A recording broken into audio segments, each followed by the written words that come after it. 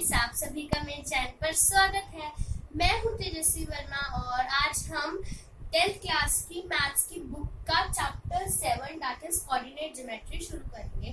तो हम जानते हैं कि हम पिछले साल हमने कोऑर्डिनेट ज्योमेट्री का कुछ हमने पढ़ा हुआ है इसके बारे में कि कोऑर्डिनेट ज्योमेट्री में हमें पता है कि एक्स एक्सिस वाई एक्सिस ये क्या होते हैं। इसे हम वापस से रिवाइज करते हैं।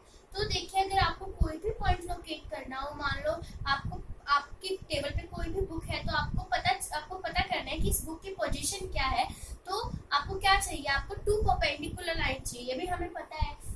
क्या चाहिए? 2 परपेंडिकुलर लाइन चाहिए। अब ये 2 परपेंडिकुलर जो लाइंस है, when these lines are taken together they intersect at one point. जब हम इन दोनों लाइंस को एक साथ लेते हैं तो एक पॉइंट पे इंटरसेक्ट करते हैं। इस पॉइंट पे इंटरसेक्ट करिए ना, तो ये पॉइंट क्या है? इनका ओरिजिन है। This is called their origin. अब जो ये हॉरिजॉन्टल लाइन है, इसे हम कहते हैं x axis. Conventionally this line is called x axis and this line को हम कहते हैं वाई एक्सिस। इसको हम कहते हैं एक्स एक्सिस और इसको हम कहते हैं वाई एक्सिस।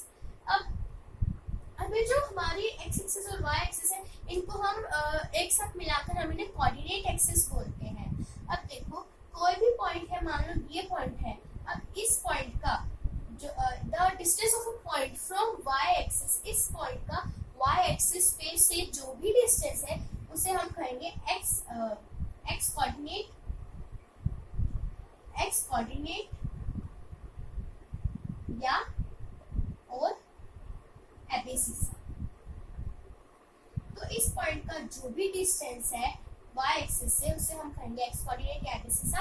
और इस पॉइंट का x एक्सिस से जो भी डिस्टेंस है, the distance of a point from x axis is called its y coordinate, या हम इसे सिंपली ऑर्डिनेट भी बोल देते हैं। ठीक है, ये तो हम पढ़ते ही आए हैं कि ये क्या होते हैं। अब देखो, जो भी पॉइंट हमारा y एक्सिस पे होगा, the point which lie on the y axis, वो किस फॉर्म का होगा? वो होगा 0y की फॉर्म। क्यों? क्योंकि इस पॉइंट का y एक्सिस से डिस्टेंस क्या है? 0। तो इसका एबेसिसा, इस पॉइंट का एबेसिसा क्या होगा? 0। और जो भी पॉइंट हमारा x एक्सिस पे लाई करता है वो होगा हमारा x 0 की फॉर्म का। क्यों? क्योंकि इस पॉइंट का डिस्टेंस फ्रॉम x एक्सिस क्या है? 0। तो इसका y कोऑर्डिनेट क्या हो जाएगा? y कोऑर्डिनेट 0 हो जाएगा। अब ये हमने कहाँ ड्रॉ किया है? हमारी ये 2 लाइंस हमारे प्लेन पे ड्रॉ हुआ है। प्लेन क्या होता है? Plane is a 2 dimensional figure. जो भी फिगर जो 2 डायमेंशनल है उसे हम प्लेन कहते हैं। 2 डायमेंशनल मतलब लेंथ और ब्रेथ। ठीक है, अब बोर्ड है, बेंच है, ये सभी 2 डायमेंशनल फिगर है। अब इस जो हमारा जो ये 2 लाइंस है, इसको हमने प्लेन पे ड्रॉ किया है। तो जब when we draw these two perpendicular lines on a plane, this system is called Cartesian plane. इसको हम कार्टेशियन प्लेन करेंगे। अब देखो, ये जो 2 लाइन इंटरसेक्ट कर रही है, ये इनको 4 रीजन्स में डिवाइड कर रही है। तो इन रीजन्स को हम क्वाड्रेंट्स बोलेंगे। These regions are called quadrants. So this is first quadrant, this is second quadrant, this is third quadrant and this is fourth quadrant. ये हमारे 4 quadrants हैं। अब जो भी ओरिजिन से राइट साइड में जो भी पॉइंट्स हमारे ओरिजिन से राइट साइड में होंगे, वो होंगे एक्स एक्सिस पर। I am talking about x axis. वो हमारे पॉजिटिव होंगे, +1, +2, इसी तरह से +3, इसी तरह से ये चलते जाएंगे।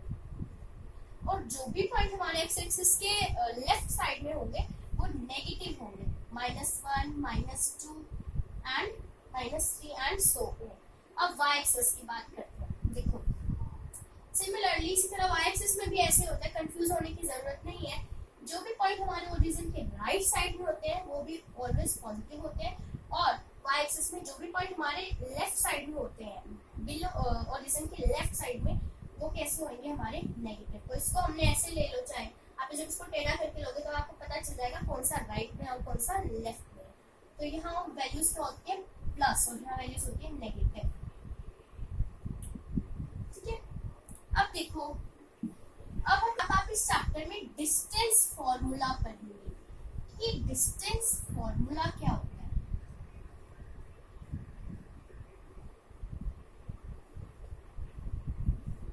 ये फॉर्मूला मैं आपको बताऊंगी, कि उससे पहले हम एक बात सोचते हैं कि मान लो हमारी ये दो कोऑर्डिनेट एक्सिस हैं और यहाँ एक पॉइंट है।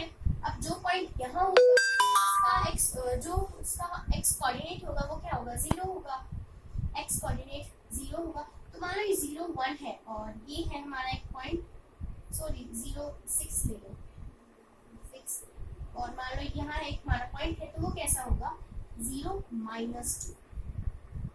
इस फॉर्म में होंगे हमारे पॉइंट्स।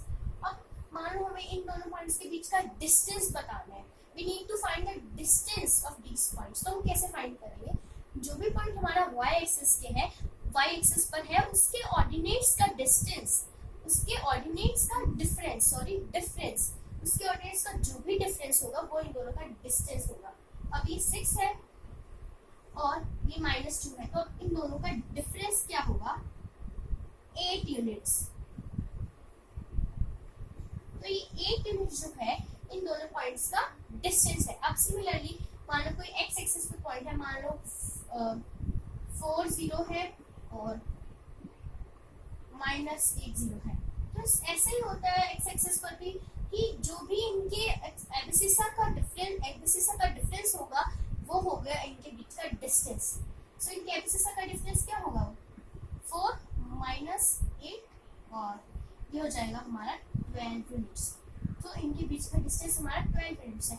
अब ये तो होगी ये पॉइंट्स किस पे लाई कर रहे हैं, ये तो एक्सिस पे लाई कर रहे हैं। अगर कोई पॉइंट एक्सिस पे ना लाई कर यहाँ हो, मान लो यहाँ, तो आप उसका डिफरेंस कैसे निकालेंगे, उसका सॉरी डिस्टेंस कैसे निकालेंगे।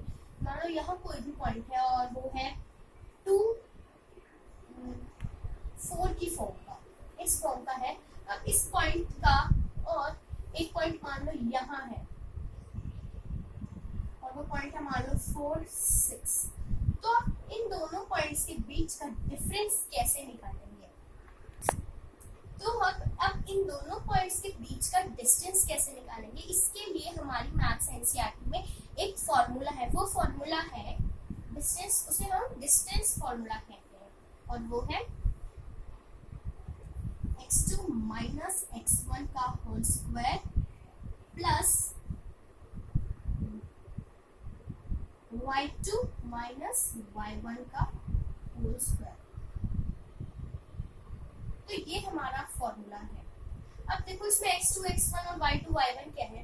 मान लो कि हमारे जो ये कोऑर्डिनेट्स हैं, ये है, एक है हमारा x1 y1 और एक है हमारा x2 y2। तो अब हम अगर x2 में से x1 को माइनस करके उसका होल स्क्वायर करेंगे, सिमिलरली यहाँ भी हम ऐसा ही करेंगे, तो बाद में हमारा जो भी आंसर आएगा वो हमारा इन दोनों के बीच का डिस्टेंस होगा। हम इस पे बेस्ड एक क्वेश्चन भी करते हैं, तो हम इनके पीछे यूनिट लिखते हैं। तो इस पे बेस्ड हम एक एग्जांपल करते हैं डिस्टेंस फॉर्मूला पे। मान लो हमारे ये दो पॉइंट्स हैं, मान लो ये हमारा P पॉइंट है और ये हमारा Q पॉइंट है, और हम इन दोनों के बीच का डिस्टेंस फाइंड कर रहे हैं। तो आप कैसे फाइंड करोगे, आप डिस्टेंस फॉर्मूला से फाइंड करोगे x2 - x1 का whole square plus y2 - y1 का होल स्क्वायर का होल का रूट। तो आप ये करोगे तो आपको -1 माइनस और ब्रैकेट में -6 का होल स्क्वायर, इस तरह से आप इसे सॉल्व करोगे। तो आपको साइन का बहुत ज्यादा ध्यान रखना है। और ये जो फॉर्मूला है आप इसे ऐसे भी लिख सकते हैं x1 - x2 y1 - y2। क्यों, क्योंकि इस पूरी वैल्यू का होल का स्क्वायर करना है हमें, इस पूरी वैल्यू का होल का स्क्वायर करना है। तो वैल्यू जो भी अंदर आएगी, चाहे वो इस तरह करके आए, चाहे वो x1 - x2 करके आए, वो उसके साइन तो चेंज नहीं होगा ना, चाहे वो -q चाहे वो +q हो। इसलिए अब आपका आंसर जो आएगा, इसको सॉल्व करने के बाद वो आएगा आपका 13, और डिस्टेंस निकाल रहे हैं तो इसका डिस्टेंस क्या होगा 13 यूनिट। तो सॉल्व तो आपको करना आता है ना, तो आपको ये बस आपको इस फॉर्मूले में अपनी वैल्यूज पुट करके सॉल्व करना, और सॉल्व तो हमें करना आता ही है। और जो भी इसका डिस्टेंस आएगा वो हमारा आएगा 113 यूनिट। 160